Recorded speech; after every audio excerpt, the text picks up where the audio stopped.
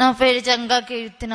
నేను AP model school Deshavaram నుంచి వచ్చాను. నేను చదువుకుంటున్నప్పుడు చాలా పెద్ద సిచ్యువేషన్ ఫేస్ చేశాం సార్. చెవులు సరిగ్గా వినిపించాం, లెసన్స్ వినలేని సిచ్యువేషన్. ఎలా చదవాలో కూడా తెలియదు. అందరేమో చదవలేదు, ఈ అమ్మాయితో ఇంతటితో చదివాగిపోయిద్ది అని మాట్లాడుతూ ఉండేవాళ్ళు. కానీ మా నాన్నగారు జంగా బ్రహ్మయ్య చాలా ప్రోత్సహించారు సార్. పక్కనే ఉండి నువ్వు ఎవరిని పట్టించుకోవద్దు, నువ్వు ఖచ్చితంగా సాధించగలుగుతావు, బాగా చదువుకోవాలి, మంచి మార్కులు తీసుకొచ్చుకోవాలి. మరియు మా ప్రిన్సిపల్ మేడం శ్రీమతి వెలంగని మేరీ గారు పక్కనే ఉండి ప్రతి నిమిషం గమనిస్తానే ఉంటారు. ప్రతి క్షణం వచ్చి మాట్లాడుతూనే ఉంటారు. ఎలా చదువుతున్నావు, చెప్పేది అర్థం అవుతుందా లేదా, నీకు అర్థం కాకపోతే పక్కనున్న వాళ్ళని అడిగి తెలుసుకో. ఇంటికి వెళ్ళి వెంటనే ఇంటి దగ్గర ఉండి రోజు నాన్నగారు పక్కనే ఉంటారు. హాస్టల్ కూడా పంపించలేదు నన్ను. పక్కనే ఉండి ఎలా చదువుతున్నా, అసలు ఏం జరుగుతుంది మొత్తం నాకు చెప్పు, నేను చూసుకుంటాను, నువ్వేమీ ఆలోచించొద్దు. ఏ సిచ్యువేషన్ వచ్చినా, ఎంత పెద్ద సమస్య వచ్చినా నా దాకా ఎవరు తీసుకురాలేదు. నేను ఎక్కువ ఆలోచిస్తాను అని వాళ్ళే ఫేస్ చేశారు అన్నిటినీ.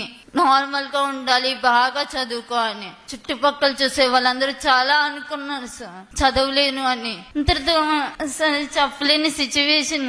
ఇంట్లో ఉండి క్లాస్ ఇంట్లో ఉండి చదువుకుంటూ ఉన్నాను. ఇప్పుడు ఈ రోజు 902 మార్కులు తీసుకొచ్చుకొని ఇన్ని సమస్యలు ఎదుర్కొని ఈ రోజు ఇక్కడ నిలబడి మాట్లాడుతున్నాను. అస్సలు ఎక్స్పెక్ట్ చేయలేదు నీ మార్కులు వస్తాయని. ఇప్పటికి కూడా ధైర్యమే లేదు మాట్లాడటానికి. ఎంత దూరం వచ్చానంటే నేను కూడా నమ్మలేకపోతున్నాను. ఐఏఎస్ అవ్వాలని నాకు తెలుసా, నెరవేర్చుకోవాలని అనుకున్నా సరే కొన్ని సిచ్యువేషన్ల వల్ల జరగదేమోనని చాలా భయపడ్డాను. కానీ ఈ రోజు 902 మార్కులు తెచ్చుకుని మాట్లాడుతుంటే ఖచ్చితంగా నా కళని నెరవేర్చుకోగలుగుతాను అనే నమ్మకం కూడా కలుగుతుంది. కేవలం చదువుకోవటానికి మీరు కొంచెం సహాయం చేస్తే తప్పనిసరిగా బాగా చదువుకోగలన నమ్మకం మాత్రం నాకుంది. ఎంత దూరమైనా చదువుతాను.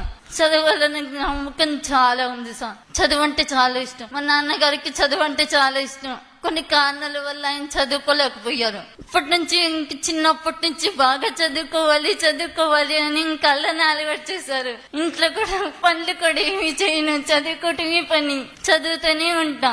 బాగా